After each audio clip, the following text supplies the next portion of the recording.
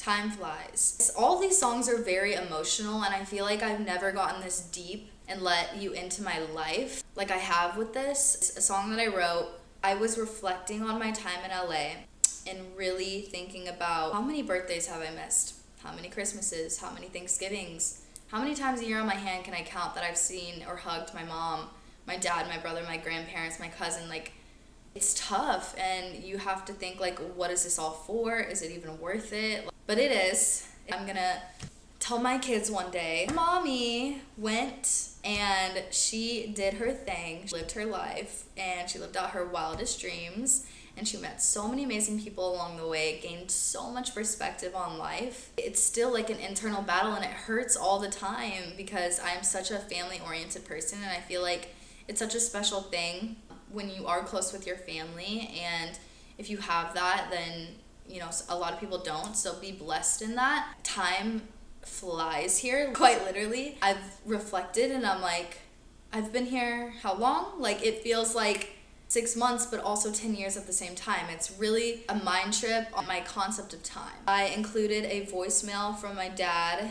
in this piece. I cried in the studio when I was listening to it. I mean, you'll hear it for yourself, but my dad's saying, I feel like I haven't talked to you in a long time, and that also stems from other deeper personal things, but also from the fact that I'm not there. It's catching a phone call, it's catching a text, it's catching a FaceTime, coming back home every 6 months or sometimes longer. It's tough. I wrote that song about how hard it is. Okay, I had to cover Jolene, and I didn't want to just cover it. I wanted to switch it to a more modern, more me kind of vibe. So I sat down with the song, because I love the song in general. And I'm like, there's so many ways that we could do this, right? And I listened to every single version of a popular Jolene remix. Miley Cyrus, Beyonce. I listened to them, tried to figure out where I'm going to go with this. So then I thought, wait, what if you don't even want the man at all? What? I mean, real. I mean, come on.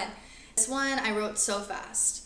I was like giggling while I'm writing it. I'm like, I changed the classic Jolene, please don't take my man, to Jolene, take him off of my hands.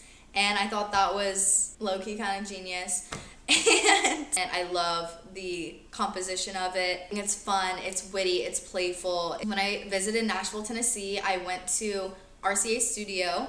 That is where Dolly Parton recorded Jolene. They told us a story of how her first day at RCA Studio, she accidentally crashed her car into the brick building. Said that she made her first hit there on her first day at work. I just love Dolly Parton. I went to Dolly World. Like I said, I read her memoir. She's just an icon and inspiration. She also does a lot of good for her community. Speaking of Nashville, going into my other song, it's called Indiana State. I wrote this song about my love for Indiana. It's tricky because when I left Indiana, I didn't feel that way. And most people that live there will tell you they don't have a lot of pride for where they live. Mostly because of the weather, there's not a lot to do, whatever. But get out, go see it, and then you will appreciate it, I promise you. To make like an ode to where I come from, feeling that love again and having those positive, like, why did I feel those ways? And I really had to like compartmentalize like where those feelings were coming from. Like, I don't want to feel this way. I wanted to make a fun song that everyone could dance to, and I had an amazing line dancer, Colleen, and she choreographed the Indiana State line dance. So good. So good. That was my goal going into this. I was like, we gotta have a line dance. I found Colleen. Colleen absolutely killed it.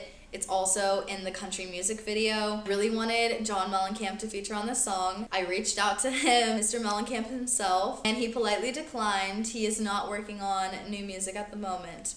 That would have been a lot of fun. Not only did Dolly Parton record in the RCA studio, but Elvis Presley did as well. He recorded Are You Lonesome Tonight? He didn't like the song when he first heard this song, and he had some conditions in which he would record it. And that was with the lights off, and a one take all the way through. He had already been recording all night for like a 12-hour session. He listened to this song in the RCA studio where he recorded this with the lights off, just closing our eyes and listening to the track. It was one of the most incredible experiences and the most like the energy in there, I could just feel it. Like I wanted to cry. I had goosebumps sitting and witnessing where history was made. I love Elvis Presley. Also visited his home, Graceland. So fascinated with him and his life. They told us after the song was finished, there's a little click at the end of the song. While he was recording it, since he was only doing it one time through, someone bumped something in the studio and it created a noise. Back then, they used real tape to record the songs. So they had to put a new tape in, and when they did, it made a little click noise. Most people don't recognize it or hear it. Funny enough, when I was in the studio recording Indiana State, at the end, we were listening back, and at the very end of the song, you hear a click. And I'm like, keep it. No one knew what I was talking about, and so I told them this story, and how funny.